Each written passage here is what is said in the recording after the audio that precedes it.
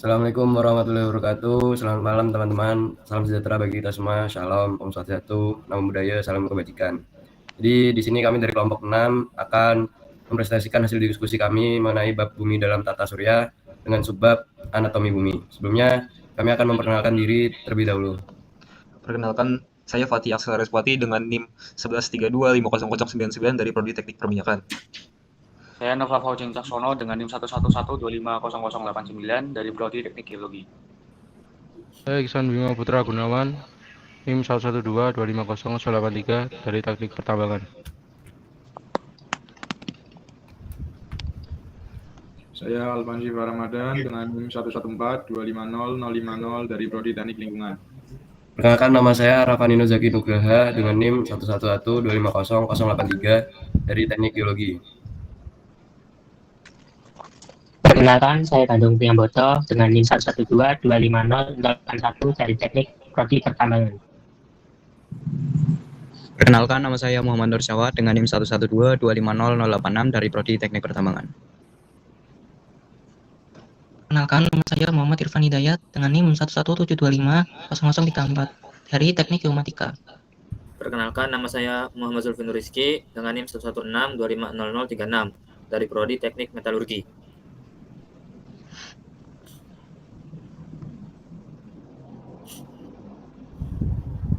Langsung aja slide 1. Oke, izin saya menjelaskan tentang gambar ini. Jadi gambar ini adalah memperlihatkan struktur bumi secara sederhana dalam bentuk potongan bola, di mana ada beberapa layer atau lapisan. Lapisannya yang pertama adalah keras atau kerak bumi yang bersifat sangat tipis, yaitu 5-40 km. Selanjutnya ada mantel yang merah itu adalah bagian paling tebal, kurang lebih 2885.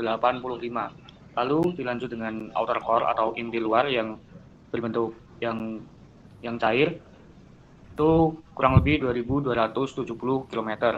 Lalu yang paling tengah yaitu inner core, bentuknya itu inti dalam yang padat, untuk radiusnya sekitar 1216 km.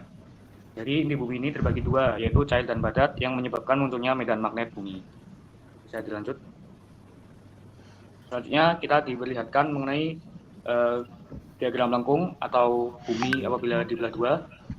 Ini adalah gambar yang lebih detail, yaitu menunjukkan ketebalan tiap lapisan bumi.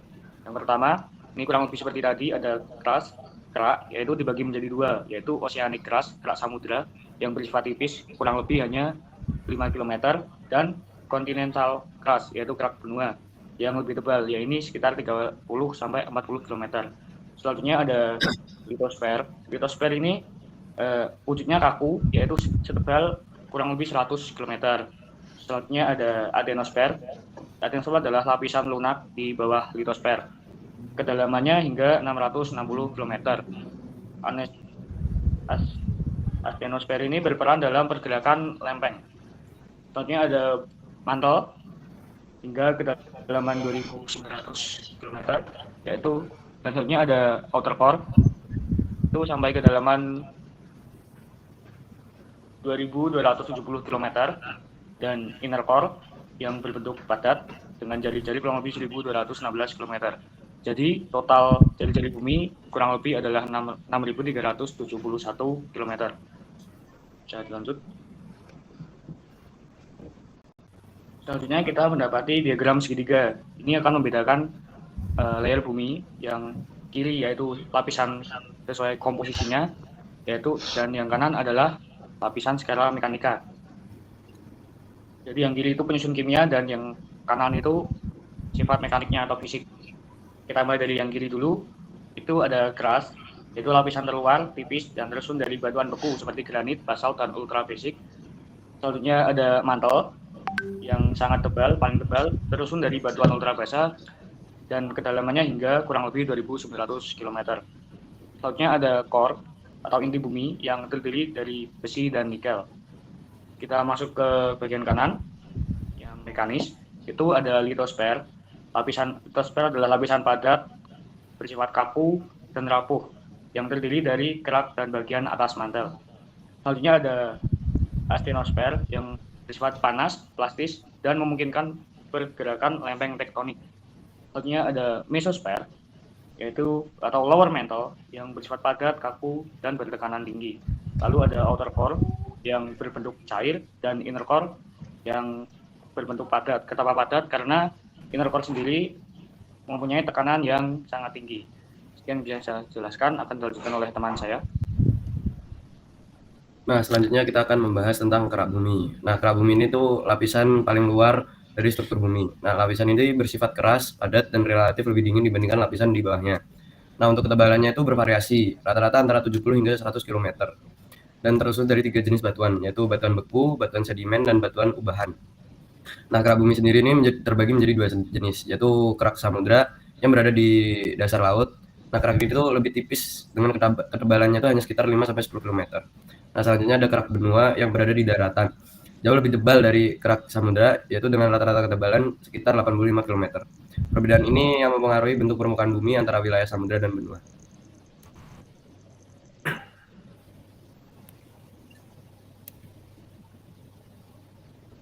Selanjutnya kita masuk ke bagian mantel bumi. Mantel terdiri dari 2 lapisan, yaitu mantel luar dan mantel dalam. Mantel luar memiliki ketebalan sekitar 40-400 km dengan densitas 3,3 hingga 4,3 gram per cm kubik. Sementara itu, mantel dalam lebih tebal, sekitar 900 hingga 2700 km dan banyak mengandung senyawa padat berupa magnesium oksida atau MgO serta silikon dioksida atau CO2. Mantel inilah yang menjadi lapisan terbesar dalam struktur bumi dan berperan penting dalam dinamika internal bumi. Selanjutnya,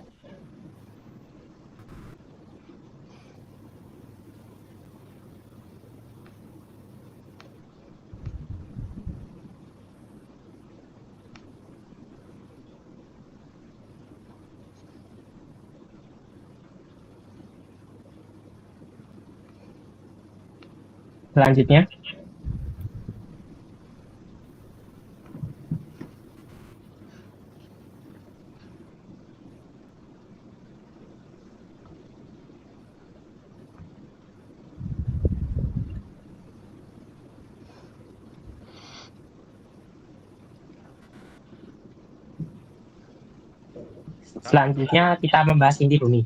Inti bumi terbagi menjadi 2 bagian. Inti luar atau outer core bersifat cairan pekat, tersusun atas besi dan nikel, dengan ketebalan antara 2.900 hingga 5.100 km dan suhunya mencapai sekitar 4.500 derajat Celcius. Di bawahnya terdapat inti dalam yang sifatnya padat atau solid. Karena tekanan yang sangat tinggi, meskipun suhunya juga ekstrim, inti inilah yang menjadi pusat bumi. Selanjutnya akan saya serahkan kepada teman saya.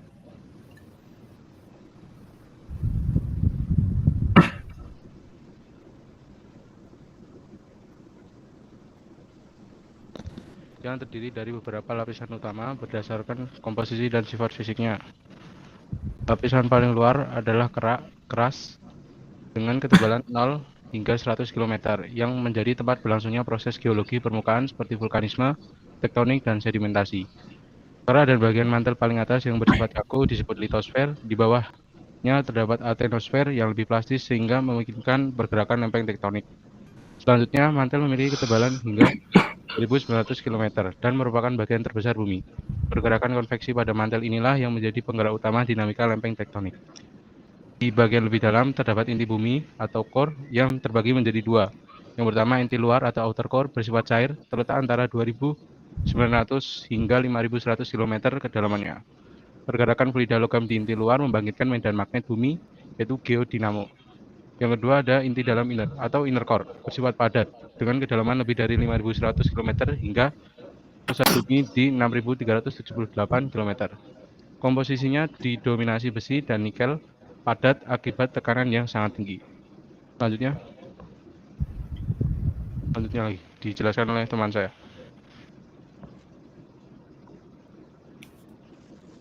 Kalau kita lihat secara keseluruhan, struktur internal bumi terdiri dari beberapa lapisan. Paling luar ada kerak atau keras dengan ketebalan hingga 100 km yang menjadi tempat berlangsungnya proses geologi di permukaan. Di bawahnya ada litosfer dan astenosfer. Litosfer merupakan gabungan kerak dan mantel atas yang kaku, sedangkan astenosfer adalah mantel plastis yang berperan dalam pergerakan lempeng tektonik. Kemudian mantel yang tebalnya mencapai 2.900 km berperan dalam konveksi mantel sebagai penggerak tektonik. Lebih dalam lagi terdapat inti luar yang cair menghasilkan medan magnet bumi melalui pergerakan fluida logam. Dan paling dalam adalah inti dalam yang padat tersusun dari besi dan nikel akibat tekanan yang sangat besar. Bagian medan magnet bumi. Nah, medan magnet bumi ini berada pada lapisan inti bumi. Nah, yang bagian tengah, ini yang berwarna kuning terang, menggambarkan inti dalam bumi yang padat, tersusun dari besi dan nikel. Dan lapisan oranye di sekitarnya melambangkan inti bagian luar yang sifatnya cair.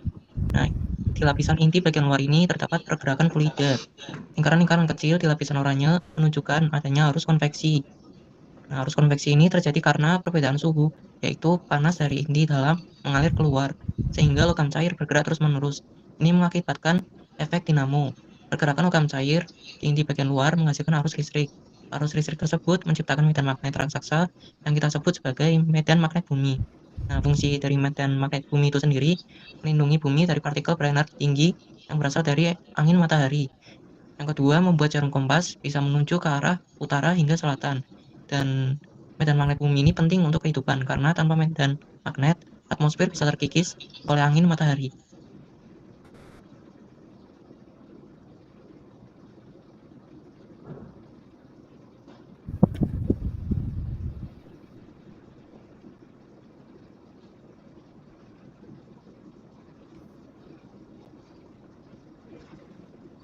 Oke, selanjutnya kita akan membahas bagian-bagian atmosfer dan perannya. Kita tahu bumi memiliki atmosfer dan di atmosfer tersebut beberapa lapisan, mulai dari yang terbawah yaitu troposfer, kemudian stratosfer, kemudian mesosfer, dan yang paling luar adalah termosfer. Next. Oke, seperti yang kita tahu setiap lapisannya itu memiliki ketinggian yang berbeda dan fungsinya masing-masing. Yang pertama, troposfer memiliki ketinggian 0 hingga 15 km dari permukaan bumi yang berfungsi sebagai tempat cuaca dan kehidupan berlangsung, serta tempat di mana biosfer berinteraksi dengan atmosfer.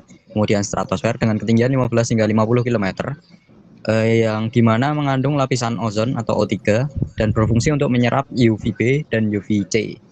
Nah, ini untuk melindungi kehidupan utama bumi. Kemudian ada mesosfer dengan ketinggian 50 hingga 80 km, berfungsi untuk menyerap sebagian UV panjang gelombang dan meredam energi sebelum mencapai stratosfer. Dan yang paling luar yaitu termosfer dengan ketinggian di atas 80 km. Pada lapisan ini, termosfer menyerap UV energi tinggi dan sinar X sehingga menghasilkan suhu yang sangat tinggi dan berfungsi untuk melindungi bumi dari radiasi berbahaya. Next, materi selanjutnya akan dijelaskan oleh teman saya. Ya, pada gambar ini izin menjelaskan, kita dapat melihat struktur vertikal atmosfer bumi yang terdiri dari berbagai lapisan utama. Dari bawah ke atas, atmosfer terbagi atas troposfer, stratosfer, mesosfer, dan termosfer. Dengan batas antara lapisan disebut sebagai tropopause, stratopause, dan mesopause. Di sisi kiri grafik ditunjukkan hubungan antara tekanan udara dan ketinggian. Terlihat bahwa semakin tinggi kita dari permukaan bumi, tekanan udara akan turun drastis. Misalnya pada ketinggian sekitar 10 mil atau 20 km, tekanan udara hanya sekitar 1/10 dari tekanan di permukaan laut. Pada bagian tengah grafik ditampilkan perubahan suhu udara terhadap ketinggian. Suhu menurun di troposfer, lalu meningkat di stratosfer akibat adanya lapisan ozon atau O3 yang menyerap radiasi ultraviolet. Kemudian menurun kembali di mesosfer dan kembali meningkat di termosfer karena penyerapan radiasi matahari berenergi tinggi. Jika materi ini dikaitkan dengan geologi dasar, ini sangat penting karena yang pertama troposfer sangat berhubungan dengan proses geologi permukaan seperti pelapukan, erosi, dan sedimentasi yang dipengaruhi oleh iklim dan cuaca. Yang kedua, lapisan ozon di stratosfer melindungi permukaan bumi dari radiasi UV berlebihan yang dapat memengaruhi proses biologis dan perkembangan ekosistem. Yang terakhir, ionosfer di termosfer memiliki peran penting dalam propagasi gelombang radio yang mendukung kegiatan eksplorasi geologi maupun geofisika, khususnya dalam survei elektromagnetik. Selanjutnya akan dijelaskan oleh teman saya. Selanjutnya adalah udara. Udara adalah campuran dari berbagai gas yang menyusun lapisan atmosfer. Maka komposisi udara di bumi ini didominasi oleh kebanyakan gas nitrogen, kemudian disusul oleh oksigen, argon, karbon dioksida, dan yang lainnya, unsur jejak yang jumlahnya sangat sedikit, yang terdiri dari campuran, contohnya dari metan, ozon, karbon monoksida, dan lain-lain. Next. Nah, kenapa gas nitrogen ini merupakan gas yang paling melimpah di alam di bumi ini. Nah, karena gas nitrogen ini memiliki sifat yang inert. Nah, kenapa dia inert? Karena dia memiliki ikatan triple bond di antara atomnya yang membuat nitrogen ini stabil dan tidak mudah bereaksi dengan unsur atau senyawa lain. Maka dari itu jumlahnya bisa bertahan lama di udara dan jumlahnya juga bisa melimpah. Next. Selain dari strukturnya yang inert, nitrogen juga dapat disalurkan kembali melalui nitrogen cycle, yang tentunya nitrogen ini berperan penting pada kehidupan karena dia merupakan karena dia merupakan penyusun dari protein. Nah, proses dari nitrogen cycle ini yang pertama dimulai dari nitrogen yang ada di udara ini yang banyak yang mengalami yang namanya fiksasi. Kemudian dengan bantuan bakteri nitrogen fiksasi ini dirubah menjadi amonia. Nah, setelah itu amonia ini dengan bantuan nitrifying bakteri berubah menjadi nitrat. Nitrat ini akan digunakan oleh tumbuhan-tumbuhan dan tanaman untuk menghasilkan fotosintesis dan sebagainya.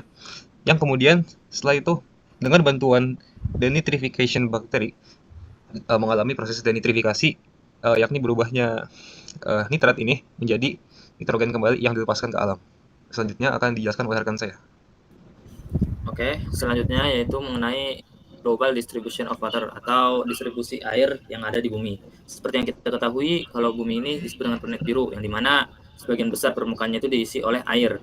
Di sini komposisi bumi itu sekitar 1.386 miliar kilometer kubik, yang dimana 97,2% diantaranya yaitu termasuk air laut, yang dimana air laut ini tuh airnya asin sehingga tidak bisa digunakan secara langsung oleh makhluk hidup yang ada di daratan. Nah, selanjutnya yaitu sisanya 2,8% ini yaitu air tawar. Nah, air tawar sendiri ini juga terbagi lagi, yang dimana ada air es dan air tanah, dan juga air tawar. Di mana air tawar ini yang paling kecil ini yaitu air yang bisa dimanfaatkan dan paling sering dimanfaatkan oleh makhluk hidup yang ada di daratan seperti manusia, hewan, dan tumbuhan, dan lain-lainnya.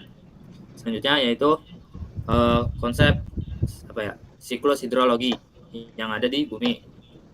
Yang pertama yaitu proses evaporasi, yang dimana itu penguapan air dari air laut, air sungai, atau air danau karena panas matahari. Lalu ada juga transpirasi, yaitu pelepasan uap air dari tumbuhan, sehingga kedua proses ini itu akan menguap ke udara atau ke atmosfer. Selanjutnya yaitu uap air yang kemudian mengalami kondensasi, ini berubah menjadi butiran-butiran air sehingga membentuk awan kecil saat awan jenuh. Artinya seketika awannya sudah jenuh, airnya sudah tidak bisa menampung lagi atau penempatannya sudah maksimum. Terjadilah presipitasi, yaitu air mulai turun ke bawah atau berupa hujan. Selanjutnya itu air hujan akan mengalir ke permukaan menuju sungai dan laut yang disebut runoff, dan ada yang meresap ke tanah melalui perkolasi sehingga mengisi cadangan air tanah, dan dari situlah air akan kembali ke laut, danau, ataupun sungai, dan siklus ini akan terus berulang. Selanjutnya akan dijelaskan oleh teman saya. Oke, baik. Yang ada pada gambar tersebut adalah air terjun yang besar ya. Oke, next. Next. Nah, pada gambar air terjun yang besar tersebut, sebelumnya, pada gambar air terjun yang besar tersebut, ada beberapa hal menarik yang terjadi. Yang pertama itu ada proses geomorfologi, yaitu adanya perbedaan resistensi batuan antara batuan keras dengan batuan yang lunak. Nah, hal tersebut terjadi erosi air yang mengikis lapisan bawah lebih cepat daripada lapisan atas, sehingga bisa terbentuk tebing curam menjadi air terjun seperti itu. Lalu ada erosi dan retreat atau kemunduran. Debit air yang besar menghasilkan erosi hidrolik dan abrasi yang menyebabkan air terjun tersebut secara bertahap mundur karena lapisan lunak yang runtuh dan lapisan atas yang kehilangan penopangnya dan ambruk. Oke, selanjutnya yaitu mengenai biosfer. Yaitu biosfer ini yaitu merupakan zona lapisan kehidupan yang terdapat makhluk hidup sehingga bisa bertahan di bumi yang ada di sekitar kita. Mulai dari udara hingga tanah, dan di gambar tersebut juga tertulis biosfer merupakan keseluruhan dari kehidupan tersebut. Nah, di gambar ini juga terdapat 3 komponen yang saling melengkapi, yaitu hidrosfer, litosfer, dan atmosfer.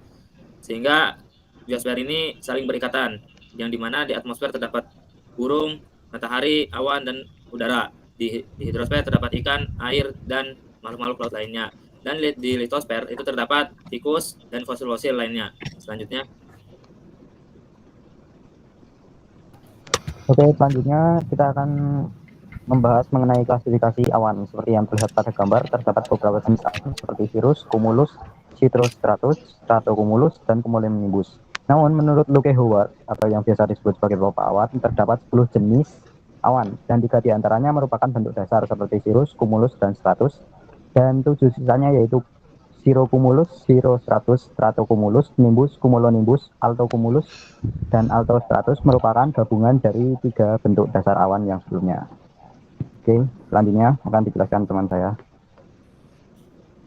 Oke, pada gambar yang ditampilkan ada Earth geotherm ya, yaitu tentang kedalaman bumi dan kenaikan suhunya. Nah, pada gambar tersebut ada 2 hal yang ingin saya jelaskan. Yang pertama mengenai geothermalnya ya, yaitu peningkatan suhu seiring bertambahnya kedalaman bumi. Jadi semakin dalam semakin naik juga suhunya. Lalu yang kedua sumber panas. Nah, panas bumi yang semakin dalam itu berasal dari peluruhan unsur radioaktif yang berada di dalam bumi seperti uranium, thorium, kalium, dan sebagainya.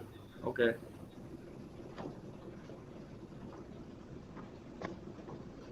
Untuk selanjutnya bisa dijelaskan oleh teman saya.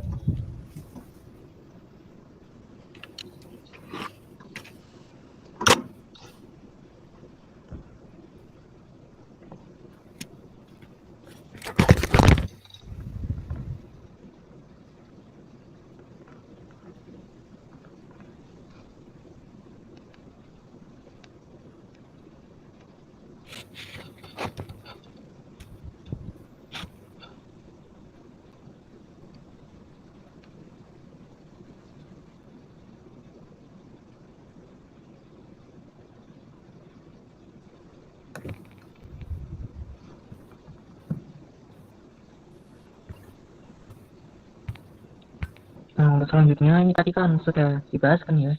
Nah, aku mau bahas dikit-dikit aja nih tentang batas setiap lapisannya. Nah, yang pertama itu ada Moho 1909, CMB 1914, dan Lehman 1936. Untuk Moho, ini singkatan dari Mohorovičić discontinuity, ditemukan oleh Andrija Mohorovičić pada tahun 1909, yang menemukan bahwa gelombang seismik berubah kecepatan saat melewati batas antara kerak dan mantel. Nah, jadi Moho ini batas antara kerak dan mantel. Nah, selanjutnya ada CMB 1914. Ini singkatan dari Core Mantle Boundary. Ini batas antara mantel dan inti bagian luar yang ditemukan lewat analisis gelombang seismik pada tahun 1914. Nah, selanjutnya Lehman 1936. Ini batas antara inti luar yang sifatnya cair dan inti bagian dalam yang sifatnya padat. Ditemukan oleh seismolog Denmark Inge Lehman pada tahun 1936.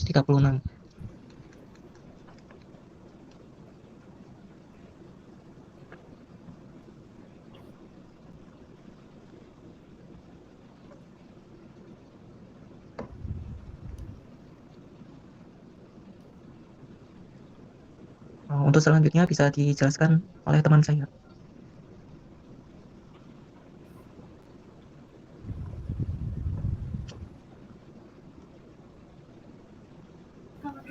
Nah, jadi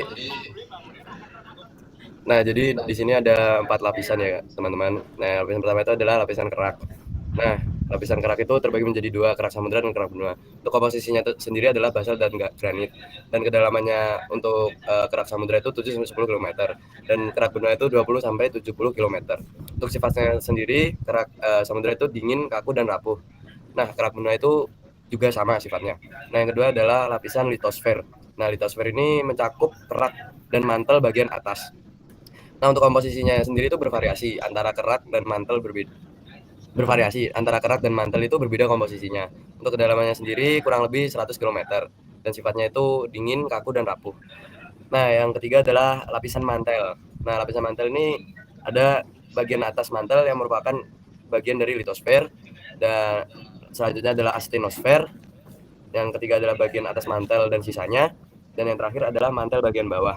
Untuk komposisinya adalah keseluruhan mantel ini merupakan batuan beku ultra basa Mineralnya bervariasi sesuai kedalamannya. Nah, untuk kedalamannya itu ada yang berkisar 100 sampai 350 km, 300 sampai 670 km, hingga 600 sampai 2900 km. Untuk sifatnya sendiri, astenosfer itu bersifat panas dan plastik. 1 atau 2% bagian mencair. Nah, untuk bagian atas mantel dan sisanya itu bersifat panas di bawah tekanan yang besar, kaku, dan rapuh. Nah, untuk mantel bagian bawah ini bersifat memiliki tekanan yang tinggi, mengakibatkan mineral yang terbentuk berbeda dari yang ada di mantel bagian atas. Nah, yang terakhir adalah inti. Inti ini terbagi menjadi dua ya teman-teman. Inti bagian luar dan inti bagian dalam. Nah, untuk komposisinya sendiri, inti bagian luar itu besi dan nikel, sama seperti inti bagian dalam. Nah, untuk kedalamannya itu berkisar untuk inti bagian luar berkisar dari 2.900 sampai 5.150 km. Nah, untuk inti bagian dalam itu berkisar dari 5.150 sampai ke pusat bumi. Nah, untuk sifatnya sendiri, inti bagian luar itu cairan. Untuk inti bagian dalam itu padatan. Bisa di next. Dan